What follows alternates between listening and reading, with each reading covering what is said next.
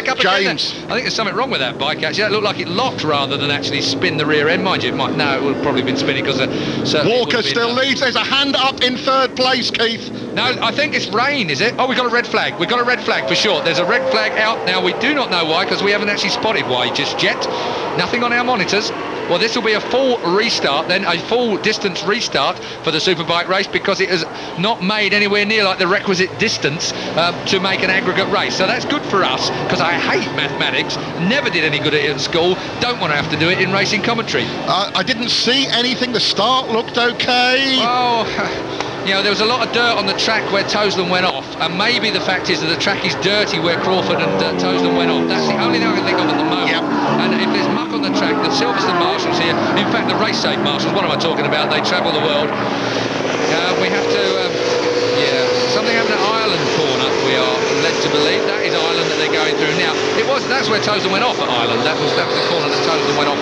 I think he's just dragged dirt onto the track, basically. Yep. So we just think it's a case of safety first lap. Nobody loses anything. Well, I am told through my headset here in the commentary position that 4 bikes have gone down, but we can't find them. Helicopter, get on the case. So the old helicam is taking a bit of a look round, see where they are. And there we are. We have a few boys down in the fence. That looks a bit Yamaha-ish to me, laying over there. That looks like Francis Williamson's bike. Well, 55, Francis Williamson. He won his first privateer class category race at Snetterton, in the second race at Snetterton. So Francis Williamson that's that's Redgate. Dave Redgate, I think that is. That was Dave Redgate. So we will have a full distance restart, but at the moment we've got a bit of a delay. These are live pictures, of course, from Sky Sports for you there at home. But now you've got to listen to me and Julian waffle on while they sort themselves out, and the organisers give us what time we're going to have a restart, because everybody will go down pit lane, I believe. And yes, they are. They're going into pit lane right now. So they're pulling into pit lane. They will refuel. They will put new tyres on the bike. There'll be a bit of a pep talk over a slack start from, well, I don't know who, because they're all good starts. I thought Hizzy had finally got the whole shot, like he always used to, before the Stalker took over. To beat John Crawford, to beat Chris Same Walker. Same colour, yeah. To beat Chris Walker, you've got to be very, very... in fact, you've got to cheat. That's fair. There's no way that you could beat Chris Walker if you started on a green light. Yes, there it is, INS Ducati boys. That is, of course, Neil Hodgson. He's calm, he's cool, he's collected. He's happy. A different man. Or maybe he's the real Neil Hodgson we've finally seen. Well, we can see that Hodgson prepares himself for the restart, as do the team. They'll put new tyres in the bike. I know that our pit reporters Claire Smith and Johnny G are down in pit lane at the moment. No doubt they'll give us an update in just a second or two. But we will have a full distance restart, because that's Dave Hill, isn't it? 77. Yes. That's Brett Sampson. Sorry, Brett Sampson on the Honda Revolution. I think that was the bike that Dave Hill started the season on, possibly. It might be. Yeah, there's the pictures now of that privateer machine. So that's one of the 4 bikes that have gone down to cause this stoppage.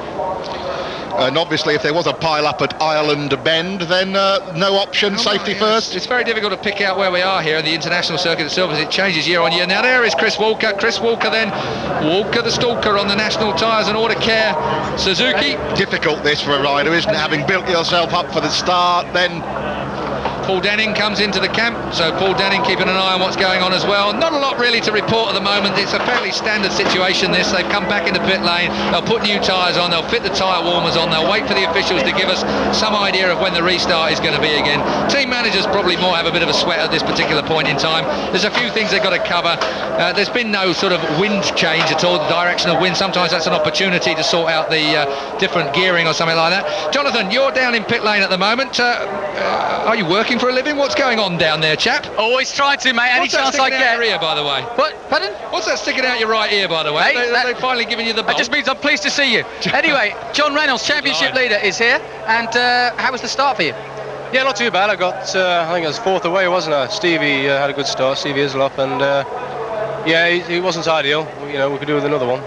This isn't easy though, because obviously you've got to get your concentration back again to do the same thing, get the motivation ready again. Are you going to change anything? Is the bike fine as it is? Yeah, I'll put a new tyre in, that's all. I think the motivation's there already. I don't think we need any more of that one. But yeah, certainly a new tyre, a fresh tyre, so that I mean, the thing's done 3 laps now, and we are going to run a different tyre to what we had in the first race. So we're hoping that it's going to work better. Well, Keith and the boys are willing you on, so we won't hold you up any further. We'll let you get back and get prepared. But that's John Reynolds. He's obviously looking a little bit more happy than he was, well, certainly in race 1 anyway. As you can see here, I'm right by Steve Hislop's pit. He's just getting his bike ready. But what a start he had. It sounds as though everything's going well. Let's see if I get a thumbs up from him. Everything all right from you? Yeah, no problems then for Stevie Hislop. Let's find out if Claire's got anything. Over to you. I have indeed. I'm with John Crawford. John, you're not having much luck in this department of falling off at the moment, are you? No, things aren't going great with a fall in the first race. Got back on, got some points. First lap there, I was up beside James Tosley and pretty hard on the brakes, and two was just touched, and that was enough. And I went down, and unfortunately taken James with me. So yeah, but fortunately they've stopped it, and both of us will get to restart, I presume, spare bike again. We hope so. Now, you've been dogged with a few injuries, the broken toe. You haven't hurt anything the last fall off, hopefully. Yeah, well, I was quite badly bruised after Snetterton as well, so I've just aggravated that again. So hopefully we'll get a good result out of last week we injured ourselves, we were up there, so yeah, maybe that's what we need. You're a tough Scotsman, you'll be all right. Now, they've helped you out with that gear-changing foot, haven't they? Yeah, they put a fancy little device on the bike to press a button and change gear, so if I keep on at this rate, I'll not be able to ride the bike. So we'll see what happens. You'll still be riding the bike. You'll be all right. Best of luck next time out. Thank you. Keith. Thanks, Claire. Encouragement then for John Crawford. There is Neil Hodgson. And you can see Hodgson there. Now, this is part of the incident. And again, the marshals have had quite a lot of work, and the paramedics have had quite a lot of work to do here today. We're looking from the helicopter down towards that area. This is the reason why the race was stopped prematurely. Now, safety is paramount, of course, at any racetrack. The marshalling and the medics here at Silverstone is very, very good indeed. So it's only equalled by the professionalism of the teams nowadays, that's for certain. So the Carnell-sponsored marshals, the Race Safe Marshals Association, they are the men and women responsible for, shall we say, indicating to the riders exactly what to do. And then there's the paramedics and the doctors here, of course, which are likewise just as professional. 20-odd thousand fans are here, and while you look up towards our tower, we're in there, believe it or not. That's the Autosport Tower. I wonder if any of you read that, of course. We're going to take a very short break. We're going to be back with the restart over full distance, race 2, round 6, here at Silverstone. Don't go away.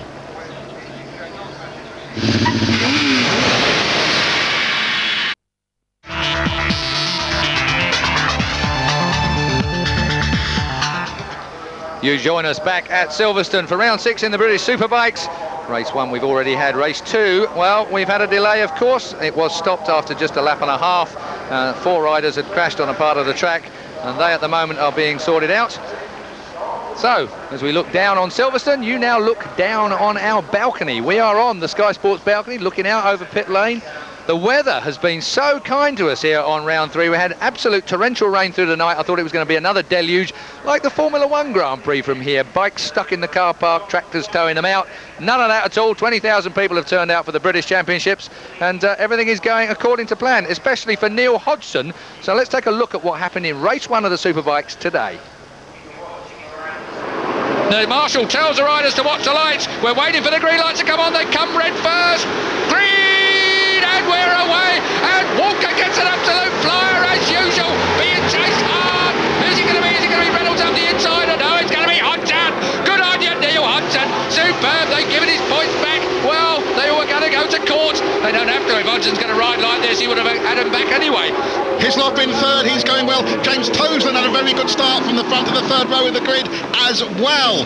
So all away cleanly, the main men, first, second, third. And is that James Hayden up to fourth, do you say, Keith? Well, that looks Reynolds. Like, yes, it's Reynolds third, and in fourth place. In fact, it's Hizzy that's right in there. Let's have a look where Hizzy is. He's third, yes indeed. Fourth is Reynolds, fifth is Hayden.